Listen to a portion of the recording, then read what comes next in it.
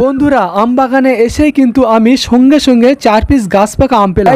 হাতে একটা পেপার নিয়ে সরাসরি চলে আসলাম আম বাগানে। বন্ধুরা এই বাগানটা হলো আমার একটা কাকুদের। এটা হলো হিমসাগর আম। এই হিমসাগর আম গাছে প্রচুর পরিমাণে পেকে আছে, নিচেও পড়ছে। বন্ধুরা তোমরা দেখতেই পাচ্ছ এই একটা আম পেলাম। ঠিক আছে সাইডের দিকে যাওয়া যাক, আর কিছু আম পাওয়া যায় কিনা। এই একটা আম পেলাম। বন্ধুরা এখানে ঘুরে ঘুরে বেশ কয়েকটা গাছ পাকা আম পেলাম। একদম গাছের পাকা আম, উপর থেকে নিচে পড়েছে সবে। বন্ধুরা আর একটু খুঁজে দেখা যাক পাওয়া যায় কিনা। এই তো বন্ধুরা এই একটা পেয়েছি।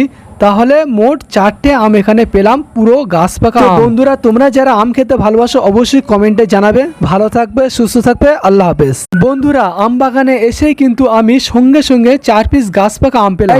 হাতে একটা পেপার নিয়ে সরাসরি চলে আসলাম আম বাগানে। বন্ধুরা এই বাগানটা হলো আমার একটা কাকুদের। এটা হলো হিমসাগর আম। এই হিমসাগর আম গাছে প্রচুর পরিমাণে পেকে আছে, নিচেও পড়ছে। বন্ধুরা তোমরা দেখতেই পাচ্ছ এই একটা আম পেলাম। ঠিক আছে সাইডের দিকে যাওয়া যাক, আর কিছু আম পাওয়া যায় কিনা। এই একটা আম পেলাম। বন্ধুরা এখানে ঘুরে ঘুরে বেশ কয়েকটা গাছ পাকা আম পেলাম। একদম গাছের পাকা আম, উপর থেকে নিচে পড়েছে সবে। বন্ধুরা আর একটু খুঁজে দেখা যাক পাওয়া যায় কিনা। এই তো বন্ধুরা এই একটা পেয়েছি। তাহলে মোট 4টে আম এখানে পেলাম, পুরো গাছ পাকা আম। বন্ধুরা তোমরা যারা আম খেতে ভালোবাসো অবশ্যই কমেন্টে জানাবে। ভালো থাকবে, সুস্থ থাকবে, আল্লাহ হাফেজ।